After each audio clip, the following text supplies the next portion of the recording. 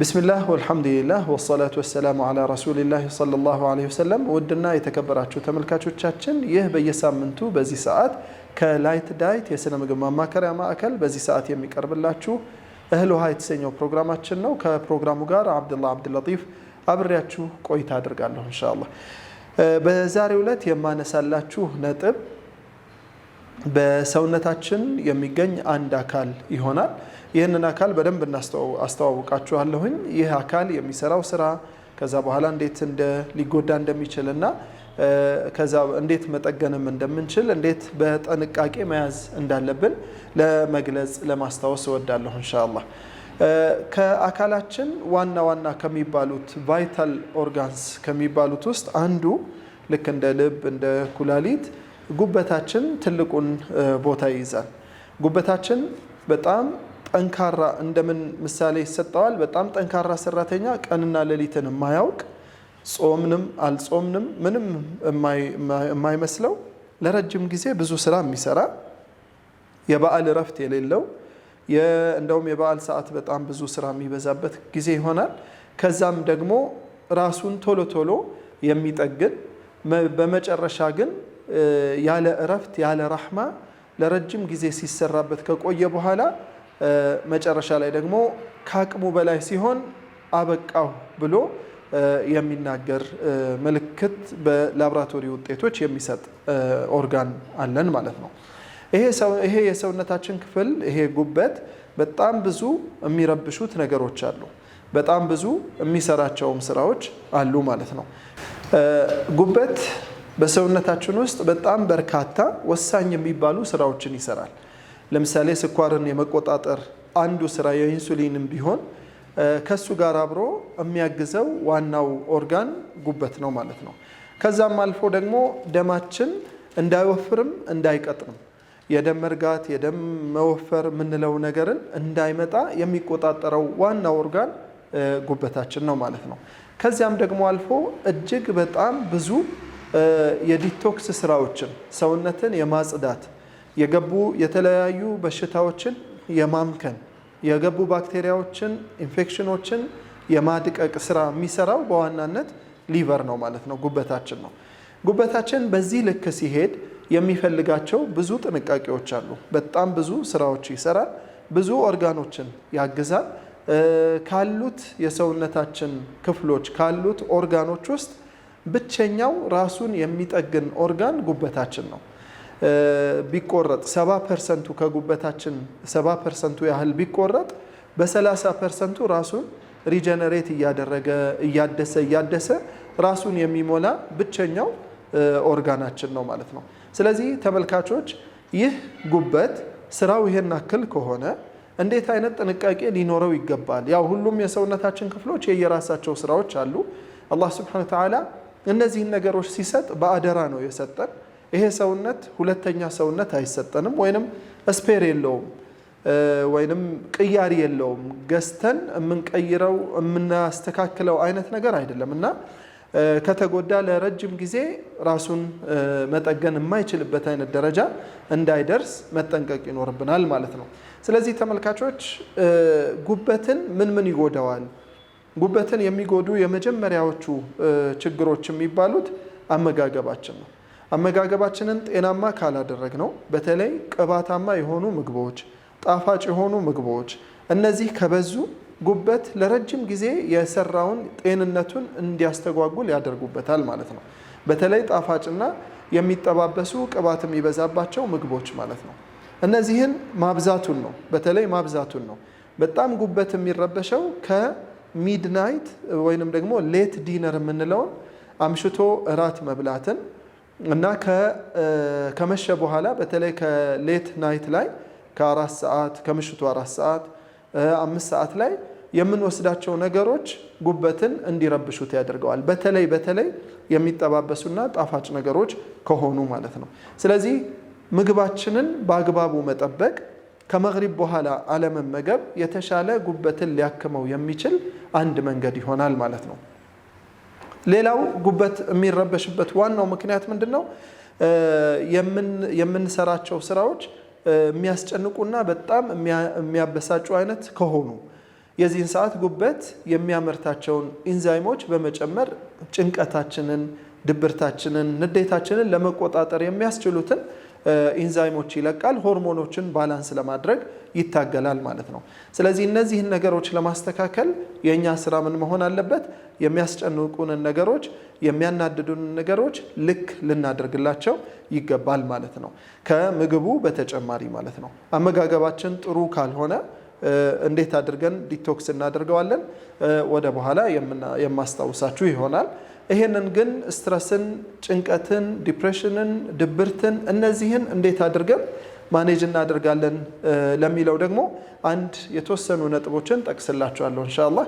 የመጀመሪያው የሰውነታችንን ድብርት ወይንም የአእምሯችንን ጭንቀት፣ ውስጣችን ያለውን ንዴት ለማስተካከል የሚረዳን የመጀመሪያው ነጥብ አልዱዓ እና ዚክር ነው። አላ ቢዚክሪላሂ ተጥመኢኑል ቁሉብ፣ ልብ የምትረጋጋው አላህን በማውሳት ነው። ስለዚህ አዝካርና ዱዓ በማድረግ ልባችንን፣ ቀልባችንን፣ ሰውነታችንን፣ አእምሯችንን ልናረጋጋው እንችላለን። ይሄንን ደግሞ ቃል የገባው አላህ ሱብሓነሁ ወተዓላ ነው ማለት ነው። ሁለተኛው ጭንቀታችንን፣ ሀሳባችንን፣ ድብርታችንን ለመቀነስ የሚረዳን ነገር ምንድነው? ወክ ማድረግ ወይንም በእግር መጓዝ ነው። በእግር ስንጓዝ ጥሩ ነገሩ ምንድነው? ሰብኮንሽስ እና ኮንሽስ ማይንድ የምንላቸው ወይንም በምናብ ችግርን ብቻ የሚያነሳና የመፍትሄ ሀሳብ የሚያነሱት የአእምሯችን ክፍሎች በደንብ እንዲግባቡ ጊዜ እንዲያገኙ እናግዛቸዋለን ማለት ነው። ስለዚህ ጭንቀታችንን በዚህ ልክ፣ ድብርታችንን በዚህ ልክ ልንቀንስ እንችላለን ማለት ነው። ስለዚህ ይሄ ሁለተኛው ነው። ሰዎች ስንት ደቂቃ ማድረግ ይኖርባቸዋል? እንደ ችግሩ ሁኔታ። ለምሳሌ የኩላሊት ታማሚ ከሆነ ከ10 ደቂቃ በላይ ወክ እንዲያደርግ አይመከርም። ከ40 ደቂቃ እንዳይበልጥ ደግሞ ለልብ ታማሚዎች እስከ 1 ሰዓት ድረስ እስከ 40 ደቂቃ ድረስ ይመከራል ማለት ነው። እንደ ሁኔታችን አይተን ወክ ማድረግ ስትረስን እንድንቀንስ ያግዘናል ማለት ነው። ሶስተኛው ጭንቀታችንን የሚቀንስልን ነጥብ ምንድነው? ሶስተኛው ጭንቀታችንን ወይንም ድብርታችንን የሚቀንስልን ነጥብ በተለይ ለጉበት የሚያግዘው ምንድነው?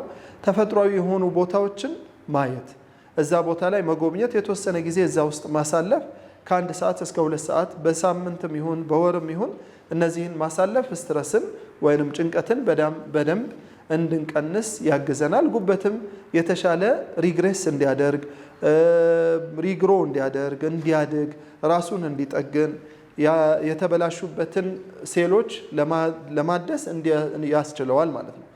ይሄ ሶስተኛው ነጥብ ነው። አራተኛው ነጥብ ደግሞ ተፈጥሯዊ የሆኑ ሂደቶች ላይ ያሉ ሰዎችን፣ ከኛ ውጭ ከኛ በታች ያሉትን ሰዎች ማየት ስትረስን እንድንቀንስ ያግዘናል ማለት ነው። ይሄ በነገራችን ላይ ለልባችንም ለጉበታችንም ሊያግዝ የሚችል ነጥብ ነው ማለት ነው። እነዚህን ሰዎች ማስታወስ፣ ሄዶ ማናገር፣ የተወሰኑ ነገሮችን መሰደቅ፣ ይሄንን ስትረስን እንድንቀንስ ያግዘናል ማለት ነው። ሌላው አምስተኛውና ዋና የምንለው ለራስ ጊዜ መስጠት ነው። ለራስ ጊዜ መስጠት ያለንበትን ሰዓት ካለን 24 ሰዓት ውስጥ 15 ደቂቃዎችን ወስደን ቁጭ ብለን ራሳችንን የምናይበት ጊዜ፣ ያሉን ችግሮች የሚያጨናንቁን ምንድናቸው፣ ምን መፍትሄዎች አሏቸው ብለን ራሳችንን የምናናገርበት ጊዜ ቢኖረን የተሻለ ይሆናል ማለት ነው። እነዚህ እንግዲህ ጉበትን በተዘዋዋሪ ጭንቀትን በመቀነስ ሊያክሙልን የሚችሉ መንገዶች ይሆናሉ ማለት ነው። ይሄ እንግዲህ ጉበት በስትረስ ስለሚጎዳ በጭንቀት በድብርት በሐሳብ በንዴት ስለሚጎዳ ያንን እንዴት እንደምናስተካከል ያየንበት ነው። ሌላኛው አልኮል መጠጦች ጉበትን በጣም ይጎዳሉ። አልኮል ነገሮችና በተለይ ከዛ ጋር የተያያዙ ነገሮች ካሉ ጉበትን በጣም በእጅጉ የሚጎዱ፣ ሴሎቹን በአጭር ጊዜ ውስጥ ዳሜጅ የሚያደርጉ፣ ከኖርማል ሴልነት ወደ ካንሰር ሴልነት ሊቀይሩ የሚችሉ ይሆናሉ ማለት ነው። ከዛ ውጪ የጉበት ቫይረስ፣ የተለያዩ የጉበት ቫይረሶች አሉ። እነ ኤ ቢ ሲ ዲ ኢ ያልነው ከዚህ በፊትም ያነሳናቸው። በተለይ የጉበት ቫይረስ ቢ ለጉበት ካንሰር እና ለጉበት መቆጣት ዋናው ተብሎ የሚታሰብ ነው። በተለይ የጉበት ቫይረስ መኖሩ ብቻ ሳይሆን ከችግር ጋር አብሮ መኖሩ፣ ለምሳሌ ላይፍ ስታይላችንን ማናስተካከል ከሆነ፣ በቂ የሆነ ክብደት ከቁመታችን ጋር ተመጣጣኝ ካልሆነ፣ የምንመገበው አመጋገብ ጤናማ ካልሆነ፣ በቂ ኤክሰርሳይዝ የማናደርግ ከሆነ ጉበታችንን በአጭር ጊዜ ሄፓታይተስ ቢ ካለ ሊጎዳብን ይችላል ማለት ነው። የጉዳቶቹ አይነቶች እና በምን እንደሚጎዳ አሁን እንዳነሳ ነው ከነ መፍትሄው ተነጋግረናል ኢንሻአላህ። እንግዲህ ጉበት እየተጎዳ ሲሄድ የአምስት ደረጃዎችን ይይዛል። የመጨረሻ ተጎድቶ ከጥቅም ውጭ ከመሆኑ በፊት ማለት ነው። በነገራችን ላይ ጉበት እየተጎዳ ሄዶ ምንም አይነት ምልክቶች ላያሳይ ይችላል። ለዚህ ነው ሳይለንት ኪለር ነው የሚባለው። ልክ እንደ ግፊት ቀስ ብሎ እየተጎዳ ሄዶ ሳናውቀው ነው ጉበታችን የሆነ ሰዓት ላይ ወደ ካንሰር ወይንም ደግሞ ወደ ጉበት ፌል ማድረግ የሚደርሰው ማለት ነው። ስለዚህ ከመድረሱ በፊት የተወሰኑ 4-5 ነጥቦችን ይይዛል። የመጀመሪያው ነጥብ ሲምፕል ስቲያቶሲስ የሚባለው ነው። በሴሎቹ ላይ የተወሰኑ መቆጣት ይጀምራል ማለት ነው። ይሄም የሚኖረው ምንድነው? የመጀመሪያው ምክንያት ፋቲ ሊቨር ነው። የጉበት ላይ ስብ ክምችት ነው። የጉበት ላይ ስብ ክምችት በሶስት ይከፈላል። አንደኛው ማይልድ ፋቲ ሊቨር የሚባለው ነው። ሁለተኛው ሞዴሬት የሚባለው ነው። ሶስተኛው ሲቪር ፋቲ ሊቨር የሚባለው ነው። አንደኛው ቀላል፣ ሁለተኛው መካከለኛ የጉበት ስብ፣ ሶስተኛው ደግሞ እጅግ ብዙ ከፍተኛ የጉበት ላይ ስብ ክምችት የሚባለው ነው። እነዚህ ደረጃዎች ጉበትን በቀላሉ እንዲቆጣ ያደርጉታል ማለት ነው። በተለይ የስብ ክምችቱ እየጨመረ በሄደ ቁጥር። ስለዚህ የመጀመሪያ ምልክት ጉበት ምን ይይዛል ማለት ነው? ቀለል ያሉ የሴሎች መቆጣት ይጀምራል ማለት ነው። ጉበት ላይ ስብ ይኖራል። ስቡን ለመቋቋም ሲሉ የሚመረቱት ሴሎች፣ የሚመነጨው ኬሚካል፣ እነዚህ ሆርሞኖች፣ ኢንዛይሞች እየተጨናነቁ ሲሄዱ ወዴት ይሄዳል? ቀጥሎ ወደ ሁለተኛው ወዴት ይመጣል? ስቲያቶ ሄፓታይተስ ወደሚባለው የጉበት የበለጠ መጎዳት ማለት ነው። ሴሎቹ ይጎዳሉ። አብዛኛው ሴል እየተጎዳ ሲመጣ የተወሰነ የጉበት መቆጣት ይኖራል ማለት ነው። ከዛ ቀጥሎ ደግሞ ሶስተኛው ስቴፕ ላይ ወዴት ይሄዳል? ወደ ፋይብሮሲስ ይሄዳል። የተቆጡት ሴሎች እየተቆጡ ሲድኑ ጉበት ራሱን እያከመ ሲሄድ ጠባሳ ይፈጥራሉ ማለት ነው። እነዚህ ጠባሳዎች መጨረሻ ላይ ምን ይሆናሉ? የማይለጠጥ አይነት የጉበት ሴል ይኖራል ማለት ነው። ሌላ ጊዜ መለጠጥ የሚችል ራሱን መቋቋም የሚችል ተለጥጦ መለስ ማለት የሚችል አይነት ሴል የነበረው አሁን ግን መለጠጥ እንዳይችል ሆኖ በጠባሳ መልክ ይኖራል ማለት ነው። ከዛ ቀጥሎ ሲሮሲስ የምንለው ነው። ጉበት በደንብ እየተቆጣ ሲመጣ የአብዛኛው ሴሎች እየደከሙ ውስጣቸው ደግሞ ሌሎች ንጥረ ነገሮችን ማከማቸት የሚጀምሩበት፣ ከዚህም ጋር ተያይዞ አንዳንድ ጊዜ እንደ እጢ ምልክቶች ትንንሽ ውሃ የቋጠረ ወይንም እብጠት ምልክቶች ይኖራቸዋል ሴሎቹ ጉበት ላይ ያለው ማለት ነው። አምስተኛውና የመጨረሻው ስቴጅ ሄፓቶሴሉላር ካርሲኖማ የሚባለው ነው። በዚህ ስቴጅ ላይ እስከ 4ኛው ድረስ ራሱን በደንብ መጠገን ማከም ይችላል ጉበት። ለዚህ ነው አልትራሳውንድ ላይ ሲታይ የጉበት ስብ ክምችት ነው ጉበትህን ስብ ቀንሺ ነው የሚባለውና ልክ ወደ ካንሰር ሴል መቀየር ሲጀምር በአጭር ጊዜ ውስጥ ነው ወደዛ የሚቀየረው ማለት ነው። ሄፓቶሴሉላር ካርሲኖማ ይባላል። የጉበት ሴሎች ወደ ካንሰር ይቀየራሉ። ከዛ በኋላ ብዙ ጊዜ ሪቨርስ ለማድረግ ይከብዳል። እስከ 4ኛው ድረስ ግን ወደ ነበረበት ለመመለስ በደንብ ይቻላል ማለት ነው። ምልክቶቹ ምን አይነት ናቸው? የመጀመሪያው ምልክት በቀኝ የግራው የሆዳችን ክፍል በቀኝ የላይኛው የሆዳችን ክፍል ላይ የህመም ስሜት ይኖራል።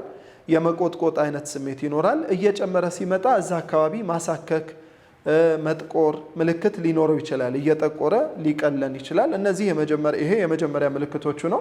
እየባሰ ሲሄድ ደግሞ በጣም ከፍተኛ ህመም፣ መጠዝጠዝ፣ በዚህ ሳይድ መቀመጥ አለመቻል ይሄንን ሊያመጣ ይችላል ማለት ነው። ከዛ ጋር ተያይዞ የምግብ ፍላጎት መቀነስ፣ የሆድ ምቾት ማጣት፣ ከበላም በኋላ ሆድ እንደመነፋት ማድረግ፣ የጨጓራ ስሜት ብቻ አይደለም ማለት ነው። ይሄንን ምልክት ያመጣል የጉበቱ መቆጣት። በመጨረሻም ቢጫነት ማምጣት ይጀምራል። አንዳንድ ጊዜ በጣም ከፍተኛ የባውል ሙቭመንትን መቀነስ፣ የሆድ እንቅስቃሴን ወይ በጣም ይቀንሰዋል፣ ወይ ማስቀመጥ፣ ወይ ሰገራ መድረቅ፣ የሆድ መጨናነቅ እየጨመረ ይመጣል። መጀመሪያ የላይኛው የሆዳችን ክፍል የነበረው ቀጥሎ ደግሞ መሀለኛው የሆዳችን ክፍል ይደርስና ከፍተኛ የሆነ ህመምን ሊያሰማ ይችላል። ቁርጠት፣ መቆጥቆጥ፣ ምቾት ማጣት እነዚህ አብረው ተያይዘው የሚመጡ ምልክቶች ናቸው ማለት ነው። ባስ እያለ ሲመጣ እንግዲህ ወዴት ይሄዳል? ወደ ቢጫነት ይሄዳል። የአይን ቢጫ መሆን፣ የሽንት ቢጫ መሆን።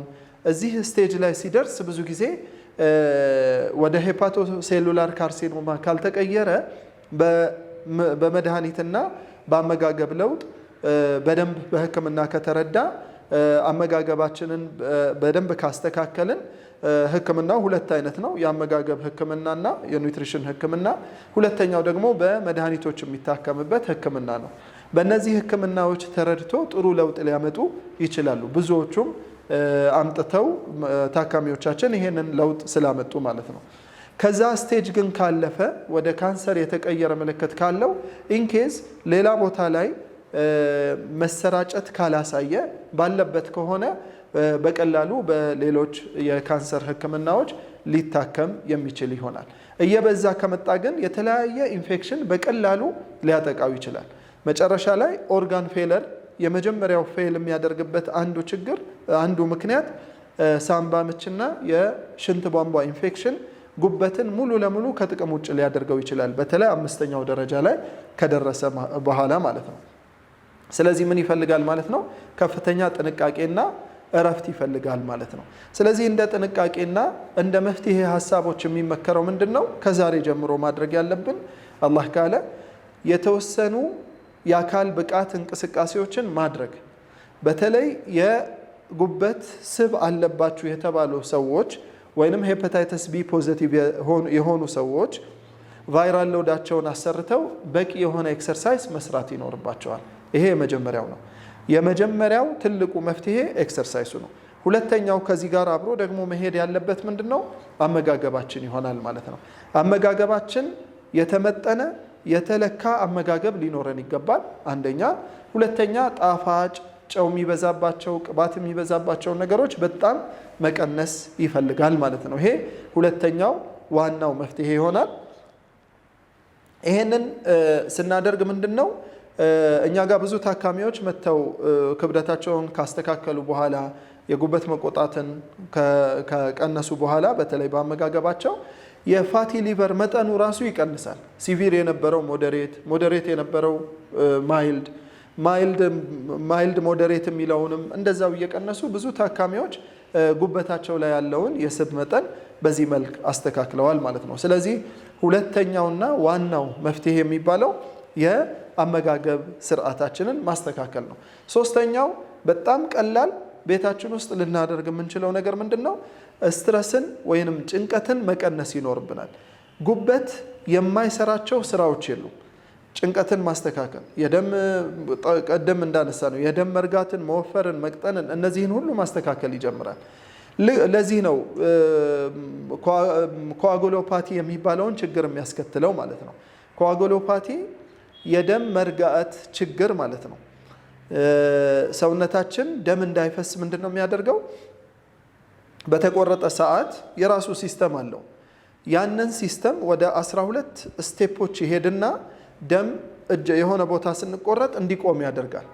እንግዲህ አንድ ነገር ቆርጦን እስከሚቆም ድረስ ስንት ስቴፖች ሰውነታችን ውስጥ ይካሄዳሉ? 12 ስቴፖች ይካሄዳሉ።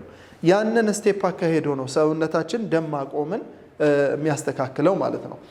ይሄ ሲሆን ታዲያ ጉበት ዋናውን ድርሻ የሚወስደው ጉበት ነው። ይሄንን ስርዓቱን 12ቱን ስቴፕ በትክክል የሚያሳልጠው ጉበታችን ነው። ጉበታችን በተጎዳ ጊዜ ታዲያ የደም የመድማት ብዙ እንዳይደማ የሚቆጣጠረውን ኢንዛይሞች፣ ሆርሞኖች ማምረት ስለሚያቅተው ወይንም ከዚያ በላይ በጣም ስለሚያመርት ምን ይሆናል? ሰውነታችን ዝም ብሎ ብሊድ ማድረግ ይጀምራል፣ መድማት ይጀምራል። በዛው ልክ ደግሞ የማይታወቅ ደም ከአንጀት በማስመለስም ሊሆን ይችላል፣ ምንጩ ያልታወቀ የሆነ በአፍም በሰገራም ብዙ ደም ሊመጣ ይችላል ማለት ነው። ስለዚህ እንደዚህ አይነት ችግሮችን ለመቆጣጠር የጉበታችንን ጤንነት በአግባቡ መጠበቅ ይኖርብናል ማለት ነው። ኢንሻአላህ ምን አይነት አመጋገብ ልመገብ ለምትሉ የተወሰኑ ነጥቦችን ልጥቀስላችሁ። አንደኛው የምግብ ሰዓታችሁን በቀን 2 ብቻ አድርጉት። 4 ሰዓትና 11 ሰዓት የተሻለ ሰዓት የሚባለው ያ ነው። አብዛኛው ሰዓት ላይ የምንበላቸው ነገሮች ባይኖሩ የተሻለ ነው። ይሄም ደግሞ ምንድነው የሚያደርገው ሰውነታችን የማያስፈልጉ ያረጁ ወደ ካንሰር ሊቀየሩ ያሉ የደካከሙ ሴሎችን ሰውነታችን በተለያየ ምክንያት አውጥቶ ያስወገዳቸውን የደከሙ ሴሎች እነዛን የማጽጃ ሰዓት ይኖረዋል ማለት ነው። አንደኛው እሱ ነው። ሁለተኛ ሰውነታችን ምግብ ማግኘት ሲያቅተው ቀጥታ የሚሄደው የተከማቸውን ስብ መብላት ላይ ነው። አውቶፋጂያ ይባላል ይሄ ሲስተም። ቀጥታ የተከማቹትን ስቦች እየበላ ሰውነት ኢነርጂ ማግኘት እንዲችል ያግዘዋል ማለት ነው። ስለዚህ በዚህ አጋጣሚ የተከማቸውን ስብ አብዛኛውን ሲፈልግ አብዛኛው ስብ የሚከማቸው ጉበትና ሆድ አካባቢ ነው። ቪዘራል ፋት ይባላል። ጉበት ላይና ሆድ አካባቢ ስብ ስለሚከማች በምንራብ ሰዓት ያንን ስብ እንደ ምግብነት እየተጠቀመ ይቀንስልናል ማለት ነው። ሁለተኛው ጥቅም ይሄ ይሆናል ማለት ነው። ስለዚህ የመጀመሪያው የምግብ ሰዓታችንን 4 ሰዓት 11 ሰዓት ማድረግ፣ ምናልባት ረመዳን ላይ ሲሆን ደግሞ የፈጥር ሰዓት ላይ የሚጠባበሱ ነገሮችን አብዛኛውን መቀነስ፣ ከዛ ስሑራችን ደግሞ በጣም ጤናማና ተፈጥሯዊ የሆኑ ምግቦችን ብንመገብ ተምር በወተት ከዛም ካለፈ ደግሞ የአጃ ሾርባ ከማር ጋር ስኳር ለሌለባቸው ማለት ነው። ከዛ ጋር ተያይዞ ስኳር ላለባቸው ደግሞ ጣፋጭ ነገሮችን በመቀነስ መጠቀም ይችላሉ ማለት ነው። ይሄ የመጀመሪያው ነው። ሁለተኛው ደግሞ የምንበላቸውን ምግቦች መለየት፣ የሚጠባበሱ እንጀራና ወጥ እነዚህን በጣም መቀነስና አትክልት ነገሮችን ማብዛት። እዚህ ላይ ያው ብዙ ጊዜ አንድ የሚገጥመኝ አስተያየት ምንድነው አትክልት ነገር ብለህ ስታወራ አትክልት ታስወድድብናለህ የሚል አይነት ምናልባት እንደ ሐሳብ እነዚህን አትክልት ነገሮች ማብዛቱ የተሻለ ይሆናል። አትክልትና ፍራፍሬዎችን ማብዛት የተሻለ ጉበታችንን እንድንጠቀምበት እንዲያግዘን ይረዳል። ሶስተኛውና ዋናው የምንለው ደግሞ የምንወስዳቸው ዲቶክስ ነገሮች ቢኖሩ ከሱን ከመውሰዳችን በፊት እና በኋላ የተወሰነ የአካል ብቃት እንቅስቃሴ አብረን ብናደርግ፣ ለምሳሌ እርድና የተወሰነ ሎሚ አድርገን ወይ ቀረፋ አድርገን በጥብጠን በአንድ ብርጭቆ ውሃ ለብ ባለ ውሃ መጠጣት ብዙ ስብን እንድናቀልጥ ያግዘናል።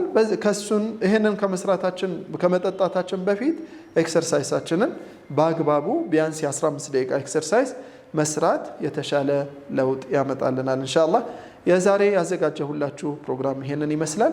ከፕሮግራሙ ጋር አብዱላህ አብዱልለጢፍ ከላይት ዳይት የስነ ምግብ ማማከሪያ ማዕከል አብሬያችሁ ቆይቻለሁኝ። እስከሚቀጥለው በሌላ ፕሮግራም እስከምንገናኝ ድረስ ወሰላሙ አለይኩም ወራህመቱላሂ ወበረካቱሁ።